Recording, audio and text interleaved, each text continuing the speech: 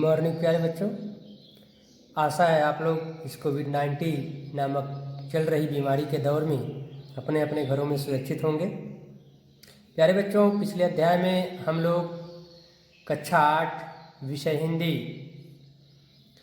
भाग 3 के पाठ 1 ध्वनि के रचनाकार कविवर सूर्यकांत त्रिपाठी निराला जी के जीवन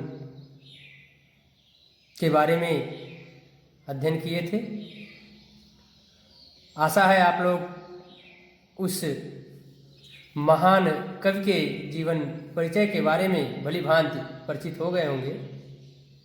आइए आज हम आप लोगों को ले चलते हैं कक्षा 8 विषय हिंदी भाग 3 पाठ 1 ध्वनि के द्वितीय भाग में। बच्चों, सूर्यकांत त्रिपाठी निराला जी ध्वनि नामक कविता में युवा पीढ़ी को प्रकृति के द्वारा प्रेरणा देते हुए कहते हैं कि मेरा अंत अभी नहीं होगा, क्योंकि जब तक मैं युवा पीढ़ी को जागृत नहीं कर देता हूँ, उनके आलस्य को दूर नहीं कर देता हूँ, जब तक उनके अंदर एक नया जोश और उत्साह नहीं भर देता हूँ, तब तक मेरा अंत नहीं होगा। कवि ने इस कविता के द्वारा प्रकृति के प्रति मानवीय संवेदना को दर्शाया है। इस कविता में प्रकृति का मनोहारी चित्रण किया गया है। कवि का आशावादी दृष्टिकोण दिखाई देता है। वह अपनी इस कविता के माध्यम से समाज में रह रहे लोगों को उत्साहित करना चाहते हैं और इस संसार में जीवित रहकर कुछ और अच्छे कार्यों को करने की प्रेरणा देना चाहते हैं। कवि जीवन के प्रति एक सकारात्मक सोच रखते हैं। इस कविता में तत्सम और तद्भव जैसे शब्दों का भी प्रयोग द्रष्टव्य होता है। आइए चलते हैं कविता की तरफ। निराला जी लिखते हैं, अभी न होगा मेरा अंत, अभी अभी ही तो आया है मेरे वन में मृदुल वसंत, अभी न होगा मेरा अंत। हरे हरे ए पात डालियां, कलियां कोमल गात, मैं ही अपना स्वप्न मृदुल कर फेरूंगा निद्रित कलियों पर, जगा एक प्रत्यूष मनोहर, अभी न होगा मेरा अंत। प्यारे बच्चों, जैसा कि मैंने पहले भी बताया कि इस कविता के रचनाकार कविवर सूर्यकांत त्रिपाठी निराला जी हैं। किसी भी काव्य की व्याख्या करने से पूर्व आइए हम जान लेते हैं उस काव्य में आए हुए कुछ कठिन शब्दों के बारे में।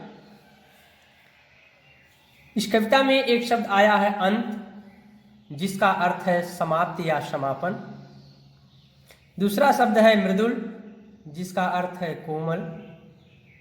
बसंत एक प्रकार की ऋतु जिसमें पेड़ पौधे हरे भरे और पुष्पों से युक्त हो जाते हैं। पात, जिसका अर्थ है पत्ते। कलियां, पुष्प के खिलने का पूर्व का भाग, वह भाग जब पुष्प खिलने वाला होता है, पूर्ण रूप से खिला नहीं होता है, उसका मुख बंद होता है, उस भाग को हम कली कहते हैं। कोमल का अर्थ होता है मुलायम। गात, गात का अर्थ होता है शरीर। मृदुल, जिसका अर्थ होता है कोमल। निद्रित का अर्थ होता है सोई हुई। और प्रत्यूष का अर्थ होता है सवेरा या प्रातःकाल। आशा है आप लोग इन कठिन शब्दों के अर्थ को भली भांति समझ लिए होंगे। आइए अब हम आगे बढ़ते हैं संदर्भ की तरफ। किसी भी काव्य की व्याख्या करने से पूर्व हमें उस काव्य के संदर्भ के बारे में जानना अति आवश्यक है। इस ध्वनि नामक कविता का संदर्भ देखते हैं। प्रस्तुत काव्य अवतरण हमारी पाठ्य पुस्तक वसंत भाग 3 के ध्वनि नामक पाठ से लिया गया है, जिसके रचनाकार महाकवि सूर्यकांत त्रिपाठी निराला जी हैं। प्रस्तुत आइए प्रसंग देखते हैं। प्रस्तुत काव्य अवतरण में निराला जी युवा पीढ़ी को प्रकृति के माध्यम से जागृत करते हुए कह रहे हैं कि,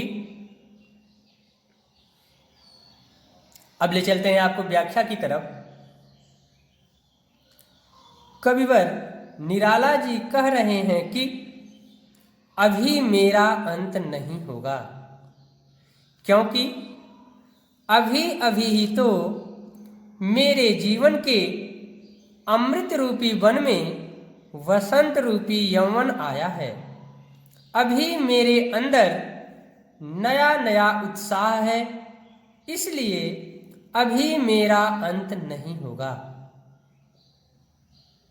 दूसरे पैराग्राफ की व्याख्या करते हुए कवि कह रहे हैं, ये जो हरे हरे पत्ते हैं, ये जो वृक्ष की डालियां हैं और उन पर लगी हुई ये जो कलियां हैं, इन कलियों से युक्त जो उनका कोमल शरीर है, उन पर मैं अपने स्वप्न रूपी कोमल हाथों को फेरूंगा और सोई हुई कलियों को प्रातःकाल जगा दूंगा।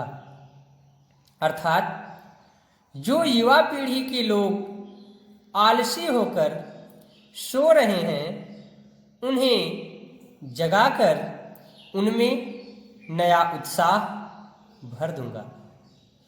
उन्हें संसार के लिए कुछ अच्छा करने की प्रेरणा दूंगा। प्यारे बच्चों, कविता वाचन, कविता के शब्दार्थ, संदर्भ, प्रसंग और व्याख्या को क्रमवाइज आपके समक्ष प्रस्तुत कर दिया हूँ। आशा है सूर्यकांत त्रिपाठी निराला जी द्वारा रचित कविता ध्वनि के बारे में पूर्ण रूप से जानकारी आप लोग पा गए होंगे। धन्यवाद।